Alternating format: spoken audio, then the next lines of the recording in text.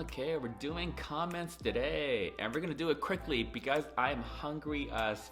Okay, I think this is where we left off last time. Ubogos. Ubogos. Is that how you pronounce your username? I thought I was the only one that hates all the packaging and boxes that come with receiving online shopping orders. It has made another whole new job that is very annoying. I was just thinking the other day, I was taking out some boxes down to the recycling. I was waiting for the elevator. This is an opportunity to make some money. Can I invent an app or something like that? And then 5 seconds later, I thought, oh, this is why people have maids and like housekeeping service coming to their houses to clean their house. So it's like it's been already invented. Christopher Custer, really happy with Target's curbside ordering. I order every so often. Tell them you're coming to pick it up in the app. They bring it out to you when you arrive. I've used something like that once when I bought my toaster oven. This was like 3, 4, 5 months ago at Best Buy, and I was at the curb and I was sitting at the curb for like 10 minutes or maybe even 15 minutes before they brought the thing out. And I was like, I could have just went in there and just picked it up and just threw it in my car in like 30 seconds. And in LA, everything's busier. So like the Target that's around here, like, I don't know, I feel like to wait for them to bring it out to you, it's still gonna be longer for some reason. Anyways, I did do a Target order and I just had them ship it and it was fine. And Jonathan, thank you for the info on the gay cruises. My internet finally came back up because of the weather in Texas. Like it was just horrible in Texas. Crazy to be without YouTube and internet for 4 days. Cell phone was also down for most of that, but I never lost power. So I actually have some friends that do live in Austin, and that particular week or like thereabouts where they had that cold snap in Texas, they just happened to have been in Las Vegas. Over Ron, this is a Dear Joey letter. Dear Joey, it sounds like you read all your comments below before you read them out on your videos because it seems so hard to make you laugh. I don't read the comments before I hop on camera. Like literally, seriously, I'm very lazy. If I need to prepare something for a video, that's why the video doesn't get filmed for like months and months and months later. If it's something where I can just turn on the camera and start talking and filming right away, then that's how my videos usually get made. I really don't read you guys' comments beforehand. It's probably my sense of humor that's the factor there. Okay, and then there's a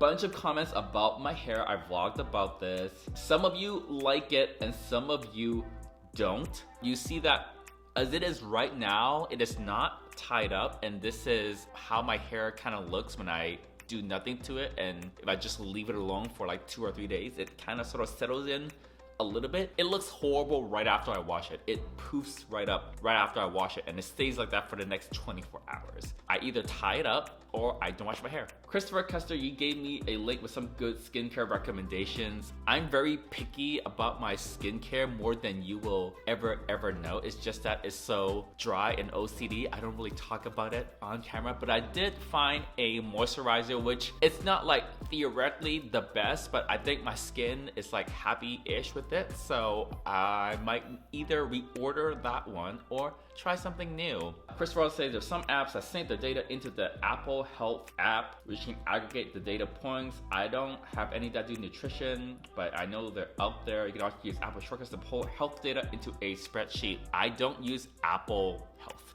I have an iPhone, but I should try very hard not to use iMessage or Apple Maps or iCloud because those things only work when you're using Apple devices. And for services like that, I would rather use a service that I can use on different platforms. Like Apple Music. I think up until recently, I think Apple Music works with some other stuff now. I think Apple TV, they have like a Android, Google TV app for it now. But most of the Apple services, it only works if you're using an Apple device. And I don't like the idea of being locked in with stuff like my music, my videos, my TV, my phone number, my messaging, for example, into one particular type of hardware. I'm in IT, so I've got a lot of thoughts about that kind of stuff. Tassaville55, I freeze my bread too, only take the exact amount I want to eat to toast each time. I keep the rest in the freezer. Moisturizer, you have a bunch of brands that you've listed. Ooh, Algenis is expensive. I'm looking out for some Korean skincare products because they are way ahead of everyone else in beauty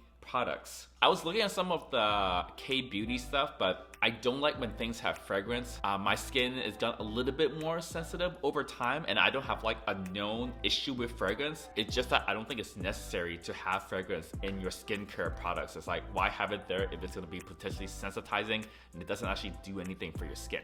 A lot of K-beauty stuff have fragrance in them, unfortunately. M. Johnson, as for breaking things when I was growing up, I would just apologize and that was it. Never felt any guilt. On the other hand, parents and siblings would sometimes break things when they got mad. Most of the times you would just be able to replace it, and that was not a big deal. And you've worked hard over the last several years not to break things when I get mad or angry. I guess everyone has their different ways of managing like when they get upset or mad or angry. I feel like in some ways it's good to have a relief for when you get mad, because sometimes I feel like if you just try to like suppress it and keep it down, the effect of you trying to put this lid on this pressure cooker that is eventually gonna blow up, when it does blow up, it's gonna be like pretty catastrophic. What I used to do, I used to like play music loud and then eventually maybe using headphones when I used to get like really angry. I haven't gotten really angry in a long time actually.